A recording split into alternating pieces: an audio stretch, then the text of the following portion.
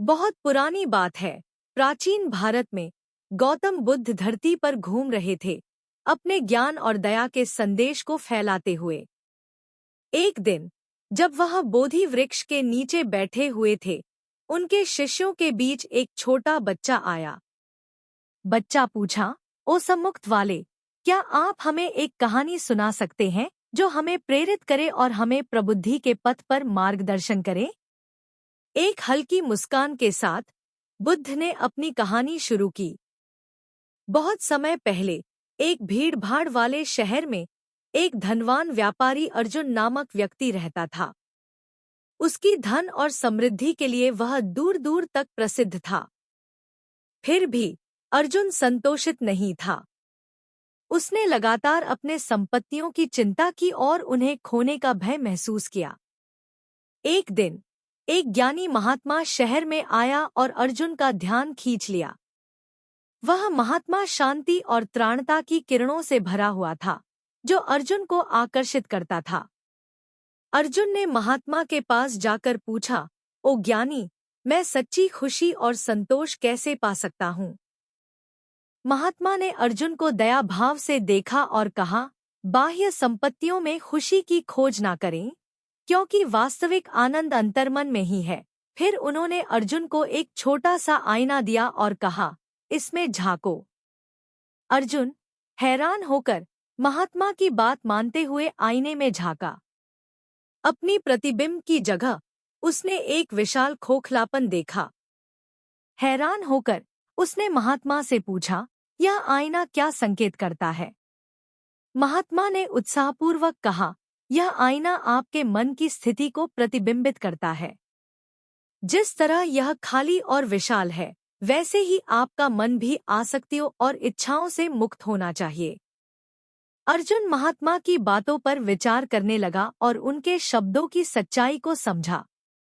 उसने आत्मान्वेषण का सफर शुरू किया, अपनी सामग्री को छोड़कर और आंतरिक शांति को अपने अपनाया। वर्षों बीत गए और अर्जुन एक विनम्र और संतुष्ट आदमी में परिवर्तित हो गए। वह अब अपने धन का आधार नहीं रखता था, बल्कि साधारण सुखों और दया के कार्यों में आनंद प्राप्त करता था। एक दिन जब वह शहर की गलियों में चल रहा था, तो उसने एक भिखारी को देखा जो सर्दी से कंप रहा था। बिना किसी हिचकिचाहट के अर्जुन ने अपना गरम कंधेरा निकालकर उस भिखारी की कंधों पर ढाल दिया।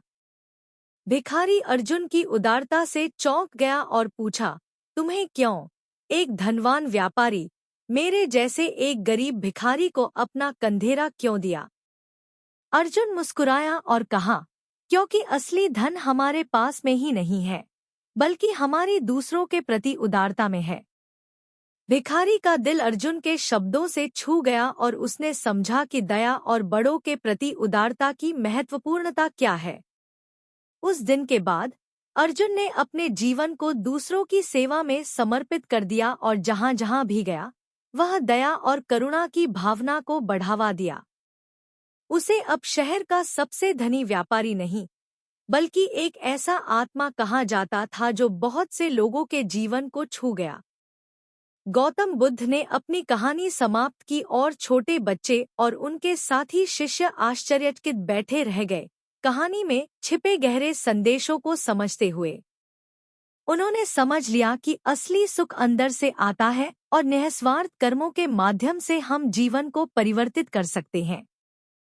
और इस प्रेरणादायक कहानी के बाद वे बच्चे और उनके सहपाठियों ने प्रबुद्धि के मार्ग पर अपना यात्रा जारी रखी, दया, उदारता और आंतरिक शांति के गुणों का पालन करते हुए।